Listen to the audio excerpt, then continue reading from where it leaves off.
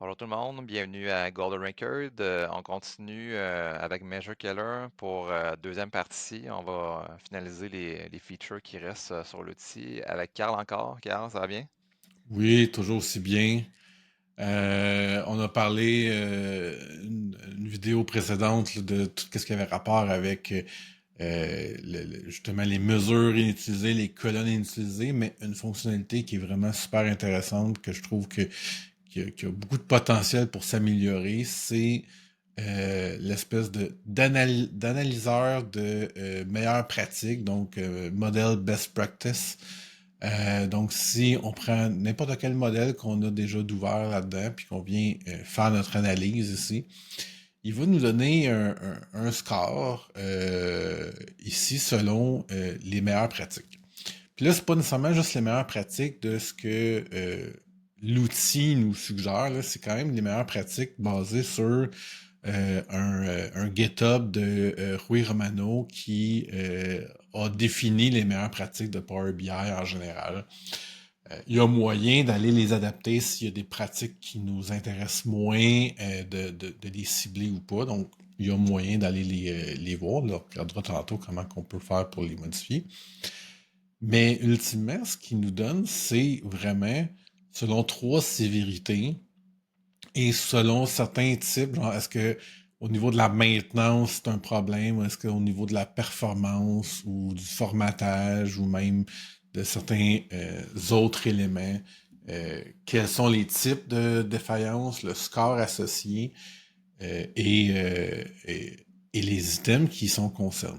Fait que tout ça, ce sont les règles qu'on viole, mais on peut vraiment les ouvrir, comme mettons, on regarde le Do Not Summarize Numeric Column. Ben, voici toutes les colonnes qui sont des chiffres qui sont automatiquement summarisés. Là, tu parles, mettons, du truc Mettons- implicite, là, que quand tu drag and Exactement. drop. Là. Ouais, ok, ok. Fait que là, ben ici, le calendar month number, c'est un chiffre, puis ça dit que si, mettons, je drag and drop ma colonne month number, il va s'additionner mes mois. Fait que j'aurai une colonne qui va me marquer Hmm. 12 000 quelque chose si j'ai juste mon mois. Ben, ça fait Ce du qui est un sens. problème en soi, là. Ouais. Fait qu'on peut aller enlever chacun de ces éléments-là. Un petit truc que je peux vous donner très rapidement pour ce problème-là, ben, je sais pas si vous le saviez, en tout cas, je sais pas si toi tu le sais, mais si tu actives le Calculation Group, ça désactive automatiquement tous les mesures implicites par défaut. Fait que ça vient corriger cet élément-là. Ah, ok. Fait que si le feature est activé dans Power BI pour les Fait à calculs. partir du moment où ce que tu te crées un Calculation Group, ça t'avertit que les mesures implicites sont automatiquement désactivées et Ah, irrévocablement, parce que tu peux pas le redésactiver, même si tu délites ton Calculation Group. hmm. Fait que faire un Calculation Group règle ce point-là de manière permanente sur ton modèle. Fait que ça, c'est intéressant. Fait que moi je trouve ça vraiment le fun, surtout pour que, tu sais, c'est une des portions où est-ce que, oui, c'est intimidant parce qu'il y a bien des éléments où est-ce que on comprend pas trop, c'est des fois très technique, mais quelqu'un qui veut s'améliorer dans la vie en termes de Power BI, ben, il pourrait se dire à chaque mois, il regarde un des éléments, mettons, il regarde le plus sévère dans la liste, puis il dit, OK, ça, j'aimerais ça m'attarder à régler ce problème-là. Puis ça va y bâtir de la connaissance, ça va bâtir une meilleure pratique à ce niveau-là, puis il va arrêter probablement de le faire parce qu'il va le comprendre. Puis à un moment donné, on va se ramasser avec des scores très très faibles quand on prend le temps de le faire. Puis mettons, c'est arrivé des fois que tu as vu des problèmes dans ton modèle, puis tu savais pas genre pourquoi qu'il disait que c'était un problème ou tu sais que tu comprenais pas exactement ou. Euh, en fond, que dans ce que je veux dire, c'est est-ce que j'ai vu des problèmes dans mon modèle que je savais pas comment le régler, puis j'ai utilisé le best practice, puis ça m'a aiguillé Hmm. pour le régler? Non, plus, mettons, tu sais, t'as passé ton modèle dans Measure Keller, puis là, il te met un truc sévérité 3, puis tu sais pas c'est quoi ça veut dire, mettons, le message, ou tu sais, Ça m'est arrivé quelques fois, mais j'étais allé sur la page de Microsoft, puis il donnait vraiment des pistes de solutions de dire ça, c'est à cause de telle affaire, telle affaire, telle affaire. Je mettrai le lien de la page Ok. qui le définit là, dans le commentaire du vidéo. Là, c'était vraiment très très bien. Mais oui, il y en avait quelques-uns là, que je trouvais que c'était peut-être pas nécessairement très évident.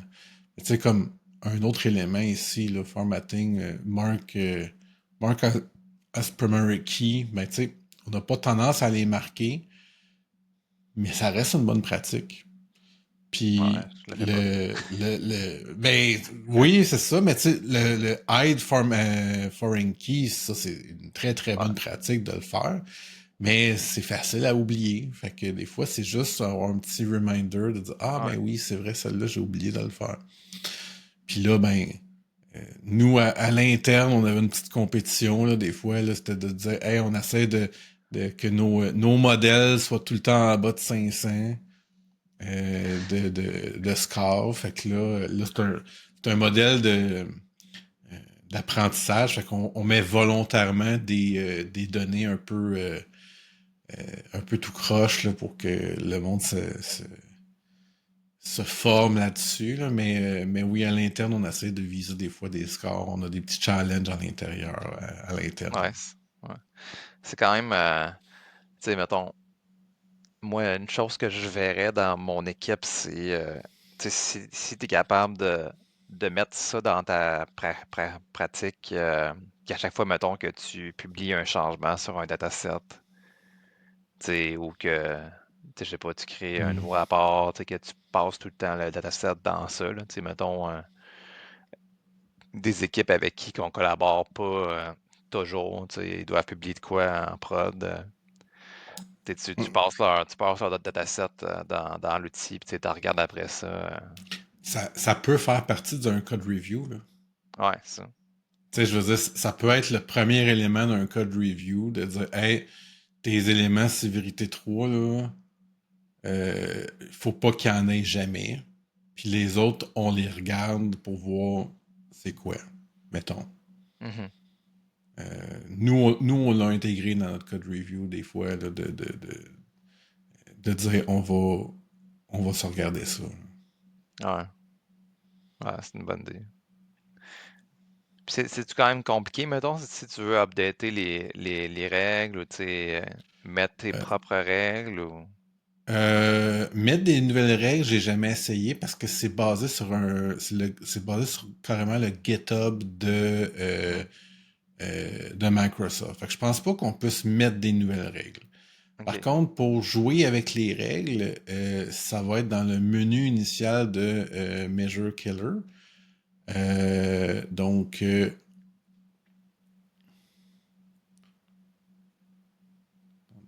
on va couper ça, cette bout-là. Là. Ok. Fait que dans le panneau initial de Measure Killer, on est capable dans les settings de regarder sur les modèles best practice rules. Fait qu'on peut venir activer, désactiver certaines best practices. Report, best practice rule. Ça, c'est vraiment plus pour avoir un rapport de final à la fin. Mhm. Fait que, je pense, comme je dis, je pense, Puis, add custom c'est rule, on ça. pourrait, mais c'est marqué coming soon. Fait que, à Ouais. mon avis, ça s'en vient, ça s'en vient. Ouais, ça, éventuellement, mais c'est quand même, c'est intéressant, là. Ouais. Fait que là, tu sais, on est capable, justement, tu sais, si c'est des affaires que tu dis, ah, ça, on n'est jamais concerné, je veux pas que ce soit ça, bon, ben, tu l'enlèves, tu sauvegardes, ça finit là. OK. Fait que Ouais, oui, tu pourrais te faire une espèce de best practice business juste pour vous, là. ouais, c'est quand même cool. Ouais, moi je trouve ça, c'est vraiment un bel outil pour s'améliorer, là. Des fois, on est perdu sur euh, c'est quoi la prochaine étape à faire pour s'améliorer, puis ça va nous donner une liste infinie de choses à travailler. D'après moi, Carl, on devrait faire un épisode sur le podcast là, de regarder toutes les règles de Sévérité 3 par Microsoft, puis tout regarder si on sait pourquoi que c'est Sévérité 3. Effectivement, je pense que ça pourrait faire un épisode de plusieurs heures. Ouais.